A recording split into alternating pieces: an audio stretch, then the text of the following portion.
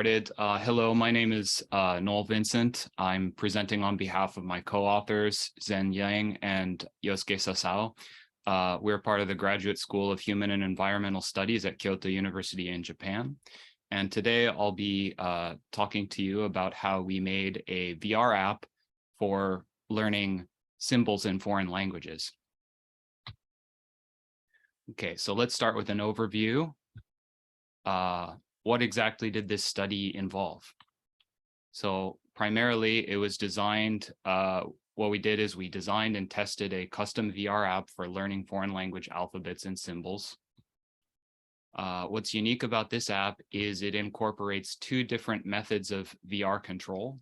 So typically an app would probably choose one control scheme over the other, although sometimes this does vary by context. But in this case, we designed the exact same functionality to be controlled via two different control methods. So I'll talk about that in just a moment. What was the goal of this research? We wanted to see if different types of play motion in VR could help people to memorize the content better. And later on, I'll explain how that worked out for us. Okay, continuing on. Most people, I think at this point are quite familiar with VR, but just in case there's any confusion, VR, as we're defining it in this paper, is any kind of immersive software experience that uses a head-mounted display and motion controllers. That's really critical because in our field, there had previously been a lot of publications that were talking about VR, but it really had nothing to do with these head-mounted displays. It was all on two-dimensional displays. What motivated our research? Well, as I think a lot of you know, there's a big interest in metaverse and using VR for education, but I think more research needs to be done on how these tools can be used effectively. In particular, right, there's a lot of educational software that already exists for mobile devices. So what we should be focusing on is what are the unique applications of VR so that we don't reinvent the wheel, just converting a bunch of conventional software into the VR space. Let's see what new things we can do with it. And then why motion specifically? Well, it's one of the unique features of VR that isn't really possible with other devices.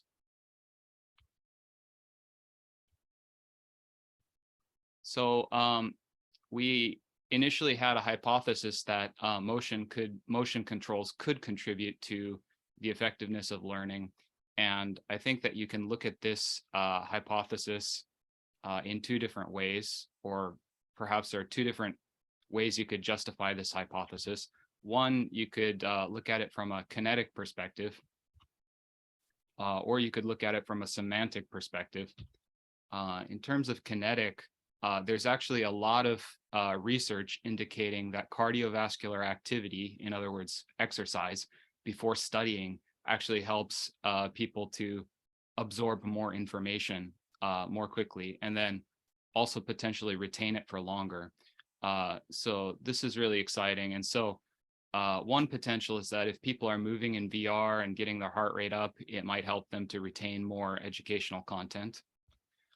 The other way that you could approach this is looking at it from a semantic perspective. And there's a lot of evidence that the regions of our brain responsible for processing speech and those responsible for processing motion are really deeply linked in the brain. And then furthermore, a lot of people assert that if you're performing a gesture while you're speaking, you're kind of unburdening the speech center of your brain. That's called recruitment, where several different brain regions are cooperating together to reduce the cognitive difficulty of some task, right? So these are kind of the two general justification. These are two reasons you might think that motion would be effective for learning in VR. Okay, now let's look at how this experiment was set up. First, I want to explain where this app actually existed, its context. So you can see here, first we have the device level, store level, app, and then what we created essentially was a sub app.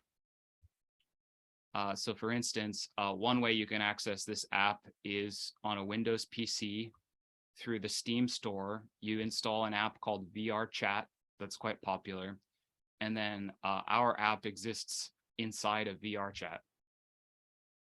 Alternatively, and this is what we did for this particular experiment, you can use one of these standalone MetaQuest headsets and then download VR Chat from the MetaQuest store and then access our sub app. This was made using Unity game engine using the SDK provided by VR Chat. And I'll demo the software in just a moment. Okay, so here you can actually see what the software looks like. So as an experimenter, I had to be able to set this all up. So before the experiment starts, I access this debug menu and I type in a special code, and then I can select whether I want the participant to try touch mode or pointer mode. In this case, let's go ahead with pointer mode. Okay, so you can see once that's clicked, it spawns the user in the appropriate position, and then the user will walk forward onto that red arrow. And one interesting thing is I measured the interval between when the player presses the left control stick to move and when they actually land on that red arrow. So that duration will be important later on. I'll explain the significance of that. But okay, now the user is activating the menu and beginning the tutorial. You can see that it's a matching activity. So the tutorial, most people around the world are familiar with the Latin alphabet. So as a tutorial that would be fair for everybody, we decided to have this matching activity where it's just uppercase and lowercase letters to match. And you can see that the target symbol is represented on the back screen. And then the options, of course, are the bubbles that the user can select. Okay, so once a challenge has been completed, the user can access the menu. You see it contains, in this case, Japanese and Hebrew. For this experiment, the users were learning Hebrew. So let's check this out. First, the user is going to practice vowels, which is one of the challenges. So in order to not overwhelm the user, we broke the 27 letters of the Hebrew alphabet into a series of challenges. So for example, this one contains 5 vowels. You'll notice that the points that the user has to reach are displayed on the backboard there. It says 5 out of 10, for example. Now it's 6 out of 10. And that 10 number is derived from multiplying the number of pairs by 2. So if there are 5 things to learn, the point threshold will be 10. Okay, so you can see now they've unlocked the next challenge, and finally they can unlock all the different challenges and then take a comprehensive quiz at the end where they can practice all the different letters they've learned. Okay, and you might have caught that there. When the user makes a mistake, it will deduct 1 point. However, it will not deduct a point if the user only has 0 points. So because that would be a little bit too strict, and then they'd have a deficit. So basically, this ensures that the user can't complete the challenge unless they've actually learned it effectively. Okay, and this is just demonstrating that points can be deducted and added. Okay, so finally, after the user has finished the experiment and removed their headset, the experimenter can go in and look at this log. And these headsets have the ability to take screenshots. So what we did is once the user removed their headset, we manually put it on and took screenshots of this log because this was the only way for us to extract data off of the VR chat platform. Okay, and then finally, you've been seeing one of the control methods, the pointer mode, the point mode, and this is an example of what the touch mode looks like. So it's similar, except the user's actually directly reaching out and pressing the bubbles with his or her hands.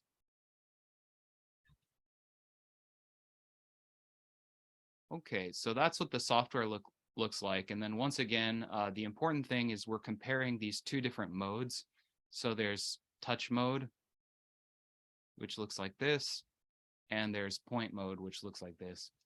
And one important thing I'll just point out is that you can see with the point mode, the laser pointer becomes visible or invisible depending on whether it's facing towards a clickable object. And this was kind of important. This was an important implementation detail that hopefully I'll have a chance to explain in just a moment. Okay, so now that you've seen how the software works, let's look at the 3 research questions that we were asking. So the first question is, which of these 2 methods, touch mode or point mode, is most readily learned by first-time VR users? So in other words, which control method was more intuitive? Question 2, to what extent does the control method used during VR play influence users' ability to recall educational content from their play session? Or, in other words, which control method use led to better scores? And then finally, what influence, if any, does increased bodily motion have on users' ability to recall educational content from their play session? In other words, did increased motion have any positive effect? Okay, let's look at the participant demographics. In total, 26 people were selected for the study, and we made sure that none of them had any experience with VR, so they were complete beginners. This is how the demographic breakdown was. We had 20 undergraduates, 4 MA students, and 2 PhD students. The group consisted of 24 native speakers of Japanese and 2 native speakers of Mandarin Chinese, but none of them had any Hebrew experience. And so critically, the reason we decided to include both Japanese and Chinese natives in the study is they're both from language backgrounds that use Chinese characters. And so we figured there would be roughly a similar sort of way of processing orthography for these learners when they looked at Hebrew. And then finally, unfortunately, because of issues with the VR chat platform, some of the data was lost. And so the final sample was reduced to 22. And here's what the final demographic breakdown looks like. Okay, finally, let's take a look at the results. Okay, so this is pretty self-explanatory, but the letter quiz score, which was the post-test that these participants took after the experiment. Here you can see on the vertical axis, we've got the number of points, and then here we've got these 2 groups, point and touch. So point, these are the people who began the experiment using the point mode. And then these are the people who began using touch mode. So you can see that the point mode, people who began with point mode had a slightly higher score on their post-test, but it's not really such a significant difference. But one thing we can say is that, yeah, certainly, oh, excuse me, I've actually got these graphics reversed. This is not good. So here, please look at the labels instead of the pictures. I apologize for that. Yeah, so you can see that yeah, pointing had a higher score, higher than touch. So there wasn't a significant advantage for touch in this case. Okay, next. Let's look at this. I mentioned that we measured the duration between when the participant moved their control stick and when they were able to interact with the menu. Um, we measured this as a proxy for how intuitive the control method was. So in other words, if they pressed forward on the control stick and then it took them 3 minutes to figure out how to use the touch method, we recorded that as 3 minutes, right? Um, so here you can see the average amount of time it took the participant to begin moving the control stick and then finally access the menu system. So here the labels are accurate. So touch, you can see that for the touch method, it was much less intuitive. People were taking more time to figure that out versus point was almost half. People figured it out much more quickly. And I think one of the reasons for that is, as you saw earlier with the point method, there's a laser beam that appears when something is directed towards a clickable object. And that, of course, is a major context clue. So unfortunately, this was a design oversight where we didn't incorporate some kind of contextual clue for the touch mode. So for instance, if people move their hand closer to the bubble, maybe it should change size or make a sound or something like this. So basically, there wasn't any kind of contextual clue for how the touch method should work versus point, where there was obviously something appearing when they moved their wrist. Okay, so this was for the first time.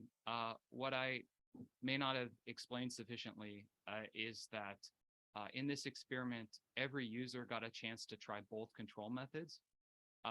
Initially, they would do 30 minutes of one method, and then for the final 10 minutes, they would switch to the other method.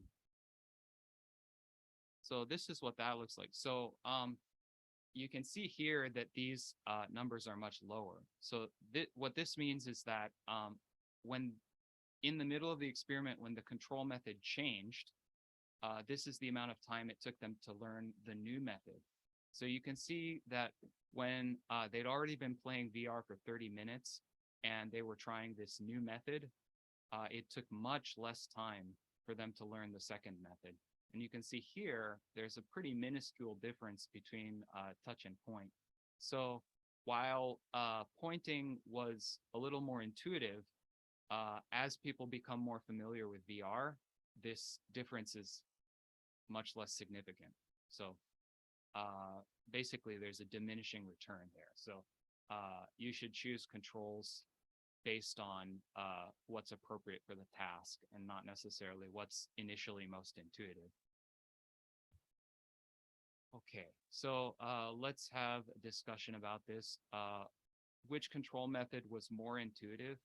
Well, at least for the people with zero VR experience, we found that pointing was more intuitive. But like I said, there was a bit of a confounding factor there because the laser beam would appear for people using this method. So it kind of gave it away, so to speak. People were able to quickly intuit that, oh, okay, when I move my wrist towards something, a laser beam appears, and therefore this is probably how I interact with it.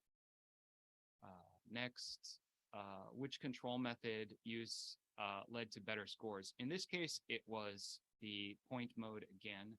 And I think one major contributing factor to this, you can see, is that it took them longer to learn the touch mode. So the people who began with that mode, on average, had less time to study. So it's unclear whether the touch mode was actively inhibiting people's ability to learn, distracting them, etc. Or is it just the case that they had less time to practice the content and therefore they didn't perform as well as the people in the other group? I think it's mostly a matter of time. And then did increased motion have any positive effect? In this particular treatment, in this application, we were not able to demonstrate that motion, at least random motion, had any contribution to learning. So in conclusion, what did we find about how VR motion control influences learning? Essentially, random play motion, at least the kind that we saw with the touch mode, does not seem to improve learning outcomes. So earlier I introduced these two ways of looking at motion in VR and how it might be beneficial. And one we discussed was kinetic hypothesis. And I think what this research indicates is that we should probably move away from that and focus on learning tools in VR that are more semantic focused. So for instance, performing some kind of meaningful movement that is associated with spoken language. And so we, in the future, have some interesting ideas on how we could apply this. And now that we have some time for Q&A, I'd be happy to answer any questions regarding that. And then finally, here's our references, and I'll just keep it paused here so everybody can take a look at that. And with that, I'll conclude this presentation. Thank you very much.